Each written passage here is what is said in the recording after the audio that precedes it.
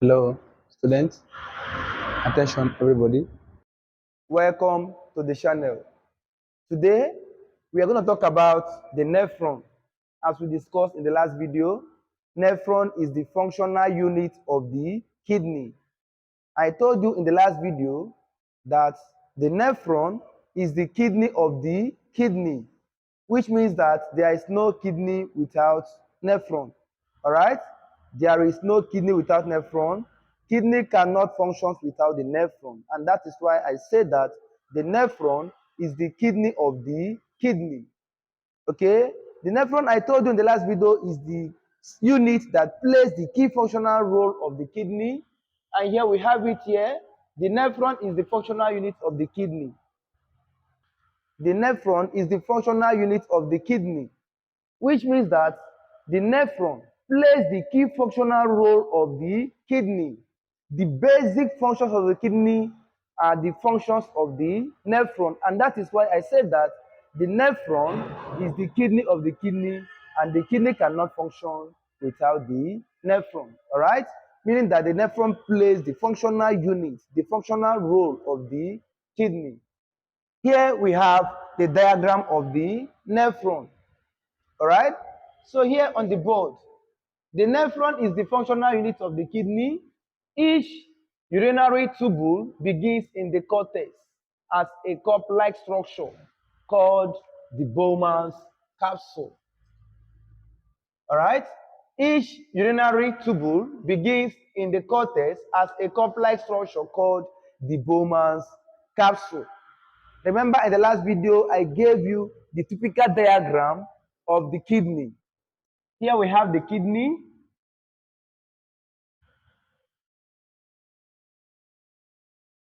That has the bean shape. All right. Then here we have the major part of the kidney.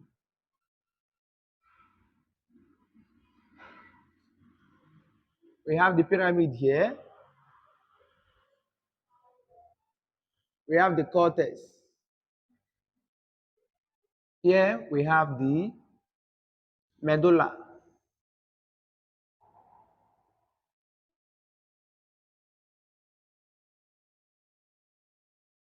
The pelvis. The ureter. We have the apex. All right. Now, here, the capsule opens into a short coil tube called the proximal convoluted tubule. Take notes. The proximal convoluted tubule. Here is the Bowman's capsule.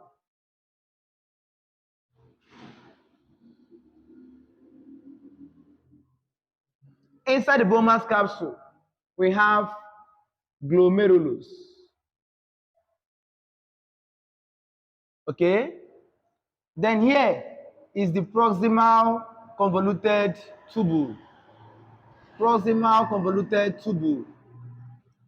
PCT stands for proximal convoluted tubule. See the full name here, the proximal convoluted tubule. Okay? This proximal convoluted tubule here straightens out as it passes into the medulla. All right? If you look here, the proximal convoluted tubule here straightens out as it passes into the medulla. Here is the cortex. Okay? That means that the Bowman's capsule, the proximal convoluted tubule are located at the cortex of the kidney. Okay? Now, the proximal convoluted tubule here stretches out as it went deep into the medulla. Okay? It stretches out as it went deep into the medulla, where it makes a U-shaped loop, which is known as the Henle's loop. All right? Then this Henle's loop, before re-entering the cortex, do you understand? It means that the proximal convoluted tubule, as it stretches down and went down into the medulla, it forms the U-shaped loop. And this loop here is known as the Henle's loop. This is the Henle's loop. Okay? And the shape is U-shaped. Okay? into the cortex, the tubule becomes coiled again to form the distal convoluted tube. All right? Now, this endless loop re-enters into the cortex, all right, and becomes convoluted again. And this convoluted tube here is known as distal convoluted tubule, which is DCT, distal convoluted tubule. The first one is proximal. This is the first convoluted tubule. Distal is the second, or you can say the last convoluted tubule. Okay? The tubule widens as it approaches the pelvis. The tubule widens as it approaches the pelvis. The tubule pours its content into the main collecting duct, which eventually join up and open into the pelvis at the apices of the pyramid. Okay? Now, this convoluted tubule here goes further to opens up and form the collecting duct where it pours its content. All right? So this is the structure, the anatomy of the nephron. Now, if you look here, this is the typical diagram of the nephron, showing the structure that makes up the nephron. All right? Now, let's look at the functions of different parts of the nephron. We have here the glomerulus, Bowman's capsule, proximal convoluted tubule. In full, it is written as proximal convoluted tubule. All right? Then it went down. Here, we have here as thick. We have here as thin. All right? The whole of this part here is referred to as descending limb of loop of Henle. So as such, you can call this the thick descending limb of loop of Henle, and here the thin descending limb of loop of Henle. All right? Then here, of course, is the U-shaped Henle's loop. As such, here is thick. Then here is thin. All right? Here is the ascending.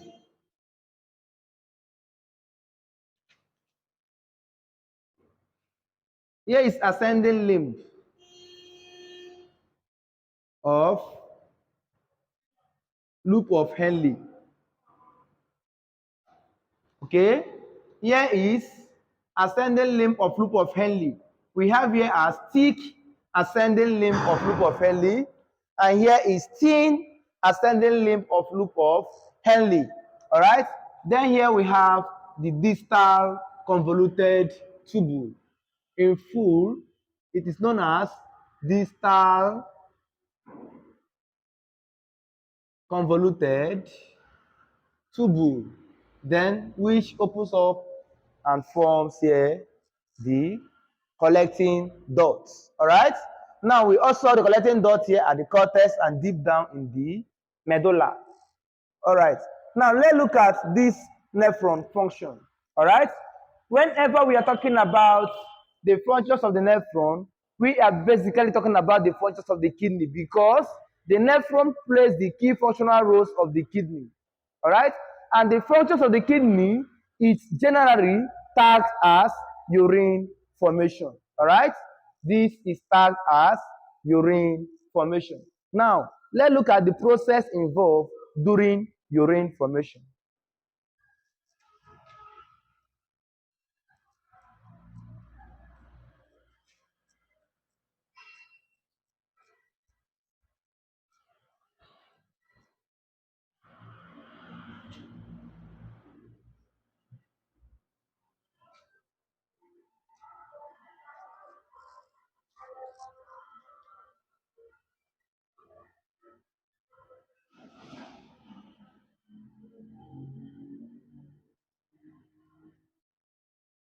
Okay. Let's look at urine formation. All right, as the major functions of the kidney is to produce urine. Okay, we have three processes involved here during urine formation. The first one is ultrafiltration. Number two is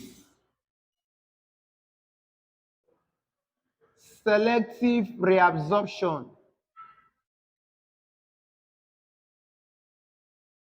Number three is hormonal secretion.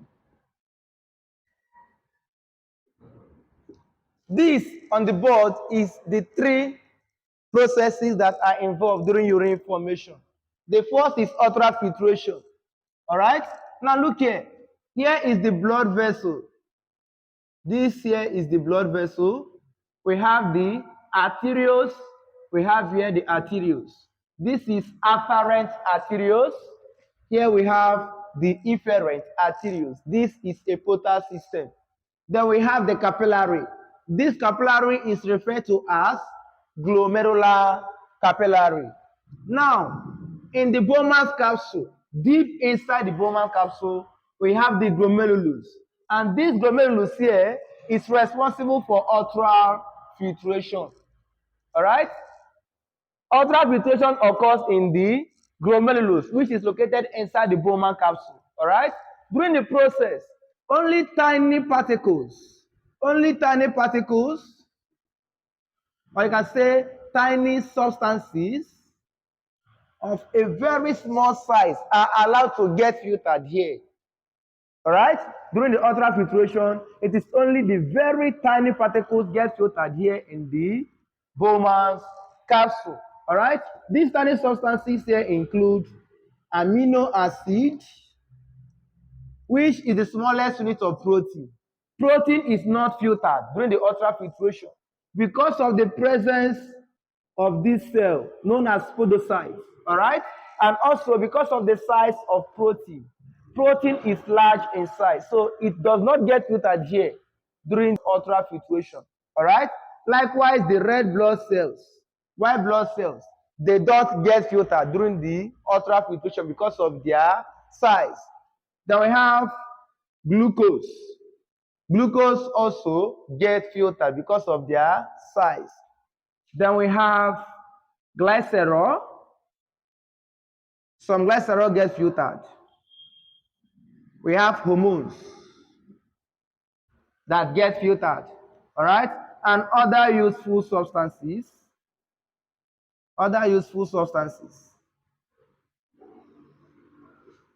Also get filtered.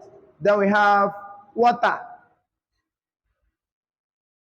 Water is also filtered during the ultrafiltration. Now, the Bowman capsule here leads to the proximal convoluted tubule. All right? It's a coil tube. All right? Now, in this tube, there is reabsorption of all of the useful substances that are needed in the body fluid. All right? Here, what occurs there is selective reabsorption. Selective reabsorption takes place here, where it selects all the amino acid, all the glucose, all the glycerol, all the hormones, and all the useful substances. All right? Please take note. During the process of ultrafiltration, waste materials are also filtered. All right?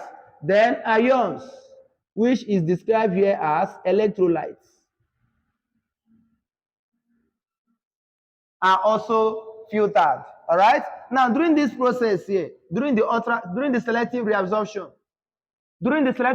here at the proximal convoluted tubules, all the glucose, amino acid, glycerol, hormones, and other useful substances, and 70 to 75% of water, all right, are reabsorbed at the proximal convoluted tubule. All right? Then, leaving behind the waste products, the ions, and water. Okay? Now, as the renal tubule goes down deep into the medulla, here we have descending limb of loop of Henle. At this descending limb of loop of Henle, we have aquaporine channels. Aquaporine channels. All right? It opens to give room for reabsorption of water. Then here we have the U-shaped Henle's loop. Then here is the ascending limb of loop of Henle. Okay? The ascending limb of loop of Henle here have ions gated channel. The ion gated channel here give room for reabsorption of ions such as sodium ion, potassium ion, magnesium ion, calcium ion, chloride ion. All right? These are the electrolytes that get filtered here at the ascending limb of loop of Henle. And this is how the Henle's loop help to maintain the counter current mechanisms, which is the balance between the water concentration and the salt concentration in the kidney, which we refer here as the renal medulla. All right. Then here we have the distal convoluted tubule. The distal convoluted tubule is responsible for reabsorption of water, but that can never take effect. That can never be possible unless hormone is released. Now, for what I've explained before I come to distal convoluted tubule, all right, water is reabsorbed here. Electrolytes or ions are reabsorbed here. This shows that selective reabsorption takes place at the proximal convoluted tubule, descending limb of loop of Henle, and ascending limb of loop of Henle, and it also occurs here. Do you understand? But this selective reabsorption cannot occur in the distal convoluted tubule unless hormones are secreted. All right? So two things are occurring at the distal convoluted tubule, which are selective reabsorption and hormonal secretion. But take note that the selective reabsorption cannot take place if hormones are not secreted. That is to say, the hormonal secretion here triggers the selective reabsorption to take place. All right? So here, the distal convoluted tubule depends on the concentration of the salt and water we have in the body fluid that will send signals to the body mechanisms so that the kidney will start its functions. All right? Take for example, we have hormones known as antidiuretic hormone. All right? Antidiuretic hormones is released by the posterior pituitary gland. All right? Then we have aldosterone. Aldosterone. We have angiotensin 1, angiotensin 1, and angiotensin 2. All right? These hormones here are released to insert aquaporine channels and ion-gated channels, depending on the concentration of osmolarity in the blood and water in the blood. All right? If the body needs water, these hormones are released to insert these aquaporine channels so that water will be reabsorbed into the body fluid. All right? And by doing so, it will increase the body fluid. When the body fluid is increased, automatically the blood pressure has also increased. All right? Likewise, the ions, electrolytes, they get reabsorbed. When there's need to reabsorb the ions, these hormones here, ADH, aldosterone, and angiotensin, the angiotensin 1 and angiotensin 2, will insert the ion-gated channels so that the electrolytes will get reabsorbed into the body so as to increase the body fluid osmolarity. And as such, it increases the blood pressure. So in other words, you cannot say that ADH, aldosterone, angiotensin 1 and 2 increases the blood pressure alongside with renin. All right? Renin also increase the blood pressure. All right? We have a special cells here at the distal convoluted tubule. These cells is known as macular denser cells. Macular denser cells.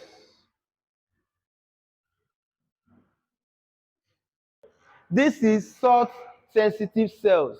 The cells are located in the distal convoluted tubule. It is highly sensitive to salt.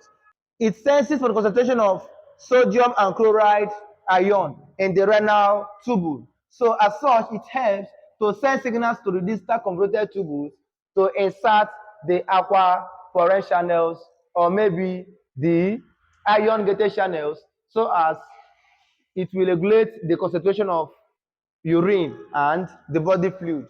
All right, then keep in mind, at the distal convoluted tubule, the pH of urine is maintained. At the distal convoluted tubule, the pH of urine is maintained, and as such, the pH of blood is maintained at this tubule. All right, please, because of space. Here, the pH of urine is within the range of 4.5 to 8.0. All right, then the pH of blood is within the range of 7.35 to 7.45. The average is 7.40. All right, the average here is 6.0. Okay, and this shows that urine is slightly acidic. All right, and as such, blood is also slightly acidic. But keep in mind, it is at the distal convoluted tubule that the pH of urine, the concentration of urine is maintained when they are trying to maintain the balance of salt, sugar, and water in the body fluid. As such, the blood pH is also maintained by the kidney at the distal convoluted tubule. Okay? Now we are going to look at other functions of the kidney aside the urine formation.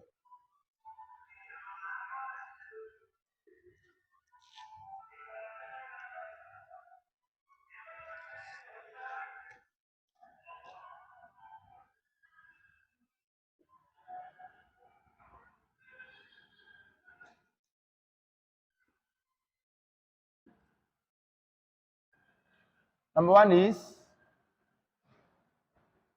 urine formation. Number two,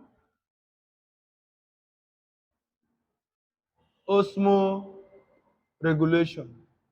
Number three, acid base balance. These are the three key functions of the kidney. The first one is urine formation. All right, this urine formation is also pronounced as removal. You can say removal of toxic waste products. All right, the reason why I wrote it like this is because when the kidney is removing urine, it is also removing the toxic waste products, such as nitrogenous waste. All right, something like creatinine. Creatinine is a nitrogenous waste produced by the muscle. All right, the creatinine here is secreted in the proximal convoluted tubule. It doesn't get created here because of its size. Rather, it is removed by the kidney by the secretion here in the proximal convoluted tubule. This is the route through which it enters into the renal tubule. All right. Now, the waste products here are also removed, as I said before, during the urine formation. Then osmoregulation. Okay, the osmoregulation here, as we discussed in the last video, is the maintenance of constant equilibrium of the concentration of salt, sugar, and water in the body fluid. All right, so the kidney, when I say the kidney, I'm referring to the nephron. The kidney here helps to maintain the constant equilibrium of the body fluid, water, salt, and sugar concentration. Then the acid base balance. All right, the kidney remove excess acid and excess base so as to maintain the balance. So when the body has excess acid, the kidney remove the acid radicals. All right? Then such as bicarbonate. All right? So when there's excess base, it removes the basic ions. It removes the basic ions so as to maintain the acid and base balance. Then we have other functions of the kidney. Number 4, kidney produces vitamin D. The kidney produces vitamin D, which is also known as calciferol. It is known as calciferol. All right. Number 5, the kidney produces hormones. It produces some hormones. Hormones such as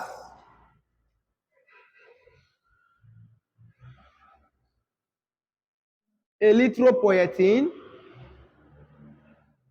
which is responsible for blood production. Erythropoietin is responsible for blood production, typically the red blood cells. We have hormones like testosterone. This hormone is also produced by the kidney. The hormone is responsible for sexual reproduction in male. All right, this is the male sex hormone, but it is found in both male and female. All right, these are the two major hormones produced by the kidney. Renin. Renin is produced by juxta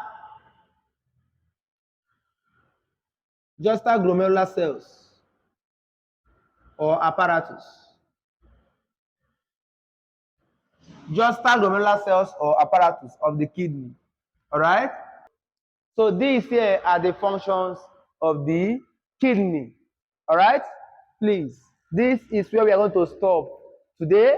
Please don't forget to subscribe to our YouTube channel. More videos are coming up. Thank you and God bless you.